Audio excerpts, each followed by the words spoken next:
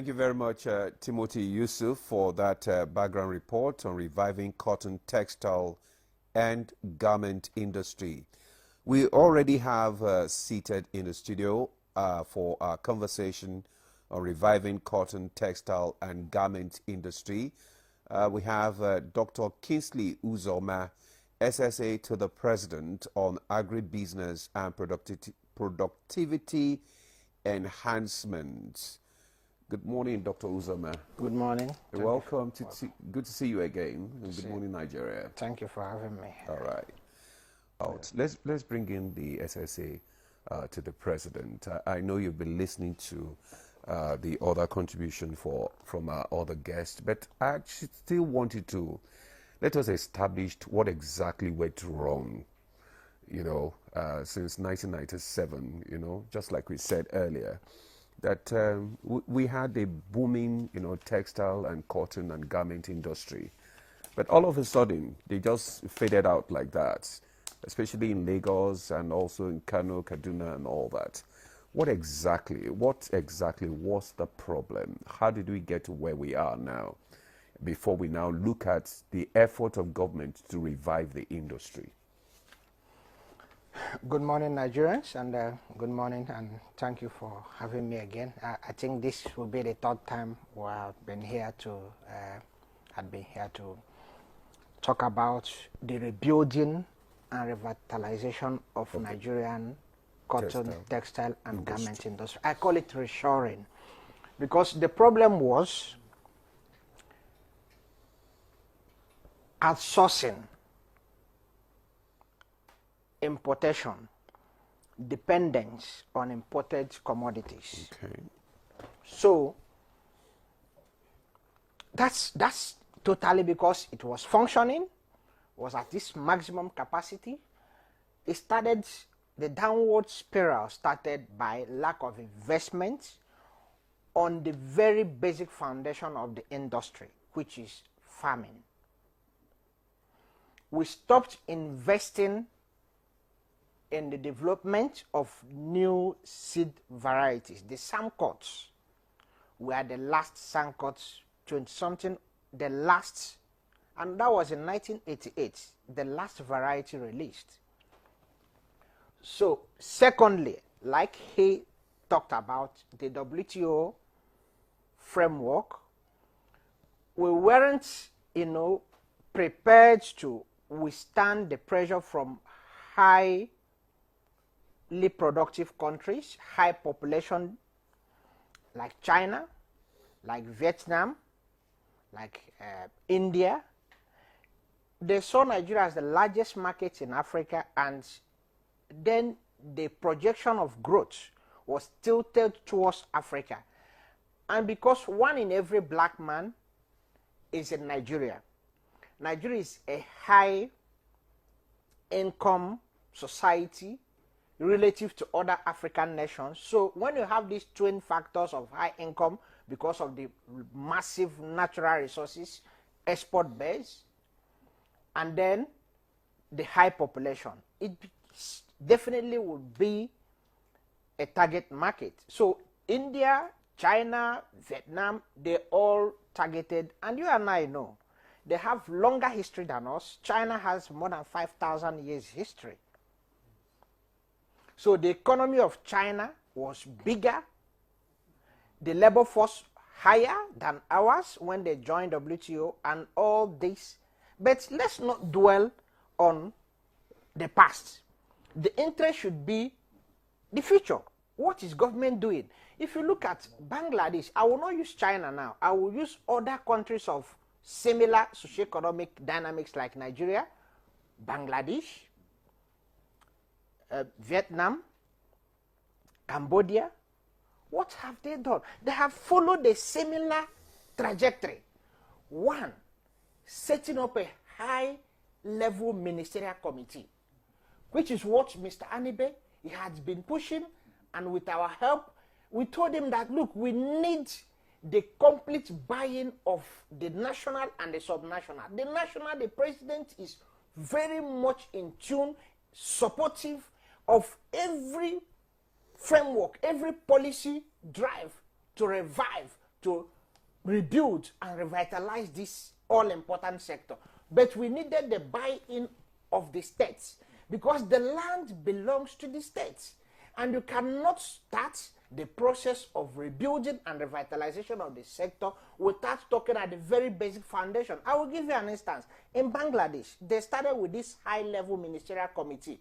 Then they have the advisory committee made up of government and the private sector. Then they talked about the raw materials, resource allocation for the cultivation of cotton and also provision of high-yielding and drought and disease-resistant cotton varieties. Then they talked about access to raw materials, other raw materials, chemicals, dyes that cannot be produced there. Then you moved further. The fiscal policy, tax exemptions, tax holidays, concessions, rapid depreciation of assets and writing off debts, infrastructural provision. This is the only government in this country that has followed through on that. The Special Agro-Industrial Processing Zone. It has the phase 1 has 8 states. In fact, we've just commissioned the foundation laying ceremony in Kaduna and then in Cross River. We'll be moving to Oyo, to Imo, to FCT, to Kano. And then the second phase, Mr. Vice President went to the Iowa Des Moines, and we had a very productive meeting with the president of African Development Bank that's indicating another $1 billion loan, but they have increased the envelope to around $2.something billion to spread across the special agro-industrial processing zone across additional 24 states in the federation, making it 32 states, including FCT. Okay. So that's the infrastructural provision. Beyond that, you move ahead the Textile Development Fund. I'm giving you sequential policy dynamics that led to the miracle of Bangladesh CTG sector. So the Cotton Textile Development Fund, that is what the CTG board that you presented, and their prayers were all granted with the support of the Vice President, who is the chairman of the National Economic Council, 100%. And he wouldn't have given you the support without the buy-in, the total support, the propping of Mr. President that this has to be delivered. Secondly, after that, you now look at the trade factors. Back-to-back LC. This is where the central bank, together with the customs, with the Nigerian post authorities, will step into work. The bonded warehousing system. All the different trade instruments that government is planning to deliver on to make sure we revive this sector. And let me tell you something that is very unique. This is once in a lifetime opportunity for us to revive the sector. I will give you an instance. Chinese export of cotton, textile, garment, apparel was more than 300 billion in 2024. But the total exports to US of garments and its accessories is $159 billion. Bangladesh exports of apparel alone to US is $9.7 billion. Vietnam exports is $17.5 billion. What is the current tariff regime under Trump? Vietnam, 46%. Exports of apparel, I'm not talking about the associated, because when you put the associated, it's more than 25. But let's just stick on the apparel alone, 17.5. Tariff is 46%. What of Bangladesh? 37. What is the export of apparel alone? $9.7 billion. The combined total of this is more than a quarter of just the apparel, because I'm talking of the apparel alone. Apparel is $110 billion. But when you put the accessories, it's more than $200 billion. It's the largest market. And more than 70% of the imports in the US are from these high tariff countries. Vietnam, Bangladesh, India, China. China 34. So we are sitting, even the Nigerian private sectors, investors, listening to me now. This is the golden era for us to revive this sector, create jobs, bring in FX. You can imagine if Nigeria can just tap into 10% of this. It's additional $10 billion at the current exchange rate is trillions, more than 10 trillion naira. And you know the number of Nigerians that will be employed directly and indirectly, the total socio-economic revitalization of our farming communities, of Kanu, of Katsina, of Aba, of Lagos, of Kanu, all these Ibadan, all these major CTG clusters in the country will all benefit. And the good thing is that all these states I've mentioned, they have keyed into the laudable program of the federal government, the special agro-industrial processing zone. And we are redesigning it to make special provision for the infrastructural requirement of this very all-important sector, so that we will present it as infrastructural benchmark for the potential investors, the Chinese investors, the Walmarts, the Vietnamese investors, because it's now become very difficult for them to compete within the American market at the current tariff regime instituted by President Trump. So, Mr. President, who is a technocrat, a politician, a businessman, a man of bold ideas, had seen this very big once-in-a-lifetime opportunity to drive our FS earning, diversify our economy, provide jobs for our teeming youth, recatalyze the livelihood of our people in the rural communities, in the farming communities, has keyed into that. That is why he has mandated us to look into ways to see that now that the opportunity had presented itself, we key into it, we tap into it, we utilize it, we exploit it, we make it to the benefit of this Thank country. you very much, Dr. Uzoma. We agree with you. Of course, this is a very key sector. And, you know, there's no point going very far, quoting countries like China and the rest. Right here in Africa, we have examples that Nigeria can take a cue from. Ethiopia, Mauritius is there, Morocco, South Africa, and, of course, you want to also mention Egypt. Now, from all that you have said and listening to Dr. Achimugu, I'm thinking, what makes you confident that all of this is not just talk, it will actually materialize to the revitalization of the sector if the power sector is not fixed? Well, I can tell you, you just mentioned faraway countries. We have our neighbor here, Benin Republic. The Arise Integrated Industrial Platform, they have a CTG hub in an EPS, Export Processing Zone. Mr. Vice President has gotten the approval of Mr. President to go.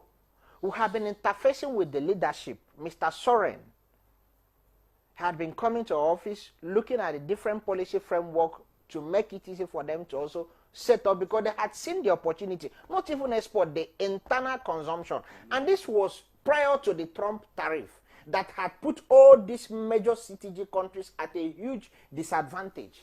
Nigeria tariff is 14%. Labor cost is lower. And also electricity tariff is cheaper in Nigeria than in all these countries. Very cheap. If I show you the chart, Nigeria is at the top. So, but the problem is now, the Arise IPP platform, their EPZ in Benin Republic, they are building and about to commission a 100 megawatt solar power plant to power the entire activities within the EPZ, and also to give other companies that have rented space within that zone, provide them with cheap, free, renewable energy, and also push the country at the forefront of getting carbon credit. So Nigeria, in terms of solar radiation profile, Nigeria sits as a much stronger because of the less humidity here. So, and they are ready to do that. So we should stop dwelling on the challenges. What are the levers? The gaps, the levers. The gap, you think, is power. The lever is there.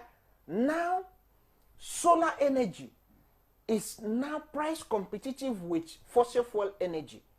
And Nigeria is sitting at the solar belt, solar profile that is comparable to no other country on planet Earth.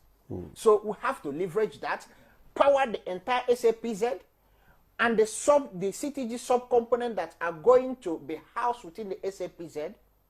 And that is why the SAPZ is providing infrastructure. And one of the critical infrastructure, roads, power, security. That's what that facility from African Development Bank is meant to do. And it is government's own duty to interface, to do the complete value chain mapping and identify the key actors and players within Nigeria and within the US market. I'm not even talking about the European market, because the European market, and again, logistics, distance between Nigeria and the North America is closer.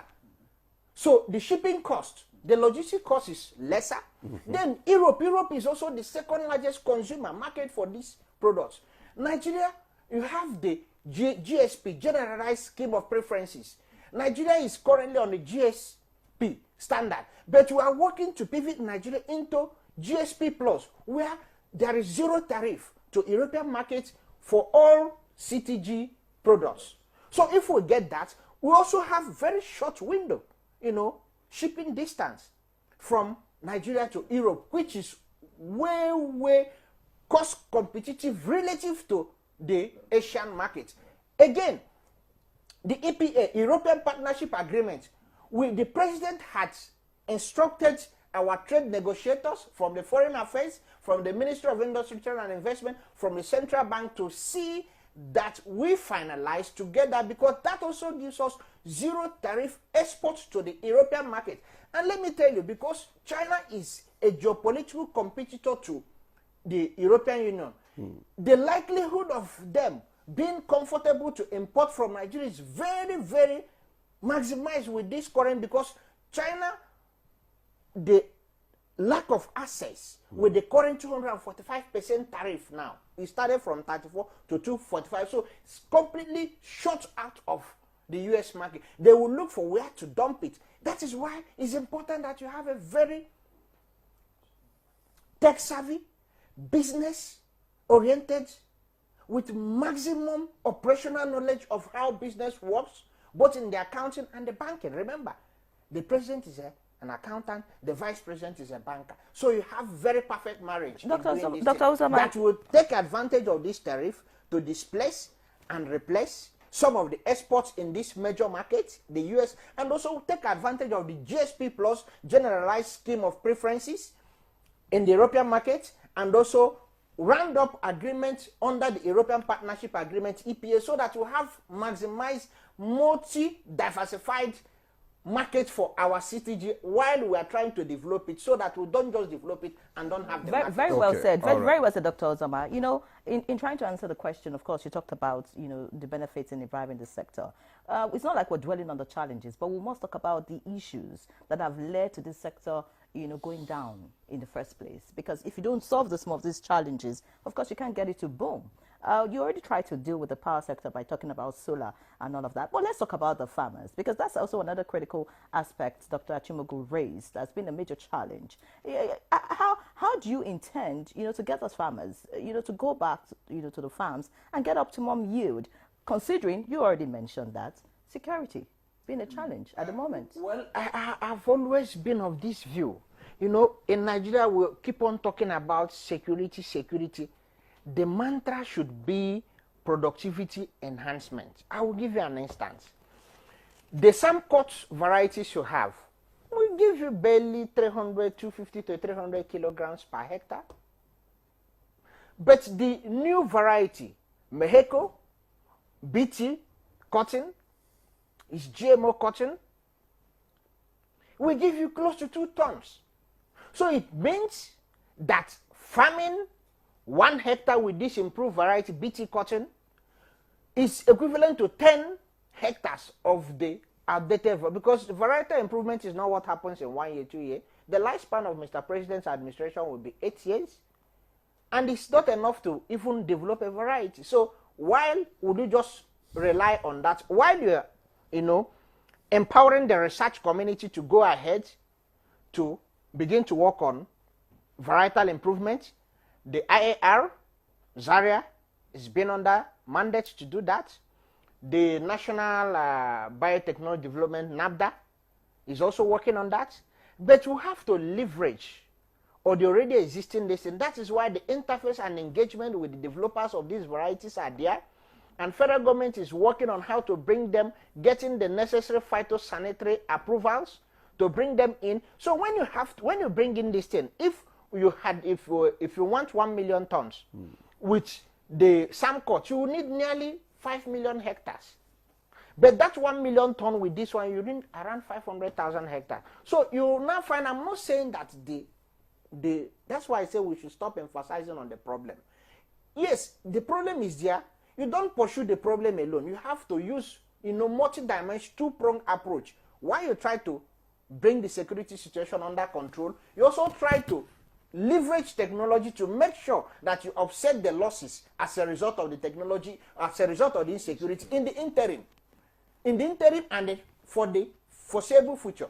So that while you still have very limited area accessible, that limited area accessible with improved technology will even give you 4 to 5 times more than what you would have gotten if the insecurity is not there. That is why the president is taking a two-pronged approach to tackling this problem, not only for cotton, but for all other crop varieties, even for the livestock. Our current animal breeds with during dry season barely produces 1 liters per day, but let's be very generous to give it 1.5 liters. But you also have other varieties, other breeds of cattle. Girilando, a cross between a Frisian and the Waiful and a Zebu, developed them, but it took them 50 years to get all the genetic markers and indicators to the level they wanted. It gets an average 26 liters a day, and Max had the world record of 124 liters per day. So we are not like saying, okay, we must rely, the president, that's why he created the Ministry of Livestock. We will not say, oh, we must rely to take 20, 50 years to develop our cattle varieties and also the insecurity that is inherent within the sector. He is taking a bold idea, bold step, trying to develop the national breeding listing so that you work two-pronged approach. While you try to curb the insecurity, the nomadism, you also try to enhance it with technology that has already been done, paid for and spent by other countries, moving them together so you work harmoniously with a bold vision in the interim. That's short term, mid term, and long term. In the mid term, in the short term, is bringing in these improved varieties, BT cotton, trying to mainstream them, trying to engage with our farmers and let them know of the right agronomic practices to grow them, because it's completely different from others. And in the short term, mid term, long term, working harmoniously with the security agencies, with the state government, with the religious institutions, with traditional institutions to enhance and improve security situation within the farming community. So at the end of the day, everybody will be happy. Okay, thank you very much, Dr. Uzoma there. I mean, you have highlighted a lot of government policies and initiatives to revive, the sector, and also the need for how you're trying to leverage your technology actually to bring up modernization of seeds. I hope you have factored the effects of climate change in all of this. But let's look at some of the messages that we have. We've got some responses from our viewers. This one says, good morning, gentlemen and lady. My name is Johnson. I'd like to counter Dr. Uzoma's point about production and security. I believe the key to improving productivity in our country is strengthening our security. Is it safe for farmers to go to their farms these days? The states that are major food and agricultural producers, such as Benue, Ondo, Enugu, and Edo, are currently under attack. So how can we make food production more efficient and cost-effective for the country? We'll just quickly run through all the questions so that you can respond to them at a blow. This one here says, the textile industry in Nigeria was once a thriving sector, employing over 80% of Nigerian youths in the early 80s to early 2000s. However, the industry's decline has been significant. Power supply is crucial for industries like textile to flourish. Additionally, insecurity in cotton-producing areas may have contributed to the industry's downfall. All right, Demola, you have some there. This one here says, thank God the government is thinking deeply into various areas of agriculture. My suggestion is rather than deploying security men to cover VIPs in Nigeria, I think that's what he's trying to say here. The security personnel should be made available to Nigerian populace and known farmers in Nigeria. That alone will scare away bandits and criminals and kidnappers that are busy attacking farmers and raping our poor old mothers in the farming communities in Nigeria. free of charge, because the farmers at the moment are contributing in paying the security personnel salary. This is one of the best ways to tackle this madness of insecurity we talk about every day. This is from High Chief Sir Joel Kenneth Udoka, CEO, Jesse Joel Farms Limited. Okay, let me just take these two responses. It's like, good morning. Your today's program is quite good. The essay to the president needs to know that agriculture is done in the field, not in the office. The key issue before all your efforts should focus on the farmers. You need to engage them more. They own these farms. They own the resources. When you get them on board, all your policies can flow. That's from Dr. Abubakar Rumel. Then let me just take this one more so I can respond to some of this. So, good morning. May I humbly ask how we as a nation can go from mere rhetoric, academic, theoretical solution to practical implementation level? Because I believe that's a problem in this country. Because I believe that is our problem in this country, and that's from Akim Oladuni from Agudasrilere. Okay, maybe. Thank you all for the. I can see one uniform recurring this thing in Yes. security. I never say security is not a problem, but however, you cannot say because there is insecurity today and other things you will do to enhance production, you will not do that. If we have both productivity enhancement and the security, perfect 100% situation. But while you continue to, work to tackle the insecurity, which had been there before this administration. So you also have to work on other things that you used to offset. The losses from, area expansion can also be, recovered with productivity enhancement. I will give you an instance. If you have 1 million hectares of maize in Nigeria, where the average farmer's field is 1.5, but let's be very generous, give 2 tons. And then you have another 500,000 hectares where you have productivity enhancement. So 2 tons times 1 million is 2 million tons. And then you have 500,000 hectares where you are getting 6 tons. It's 3 million. If you have another 500,000 hectares or 250,000 hectares, which is 250,000, but you are getting 8 tons, it's 2 million. So while you are working to enhance security, you should also work to enhance this other side of the factor, which is productivity enhancement. That is why the president, in other administration, the focus had always been on tackling the insecurity. But the president is taking a bold step, 2-pronged approach, tackling the insecurity and putting all the factors that will enhance productivity. That leads me to the second factor. The other factors to enhance productivity. You talked about SAMCOT. Why SAMCOT may not be? Because when SAMCOT was developed, the climatic conditions that the genes were adaptable to had already changed. So that is why no matter what you do, you will not be able to get that enhanced productivity. Remember that time we don't have in-season drought. For the past 5 years, we've been having back-to-back in-season drought. That is why government is investing huge amount of money under the Renewed Hope Infrastructure Fund for the first time. All right. Irrigation. Just give me 1 minute. Irrigation. Looks like we're going to have part 2 of this program because we're out of time today. Let me finish. Just irrigation is a component that is required.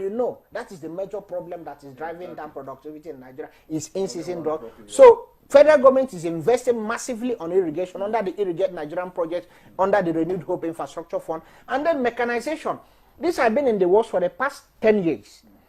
The Green Imperative Project, it has been approved. So it is the approach of government, integrated capital, non-financial support, grants, thank you, loan guarantees, loans and investment. Government can only provide grants. You have 5 components in the integrated capital. Dr. Uzoma, we're going to you take advantage of that loan to get these harvesters. Government cannot provide harvesters to you. Okay. Thank you very much. We're going to have part 2 of this program because it looks like you have not exhausted all that you need to let us know about the CTG sector. Many thanks, Dr. Kingsley Uzoma, President on Agribusiness and Productivity Enhancement. It was a pleasure to have you. And of course, part 2, you will be here. Also, would like to appreciate you. So that's the much time will permit us today. Thank you so much for watching. I'm Ian Ray John, Level Arts on NTA. And I'm Ademola. You do have a wonderful day.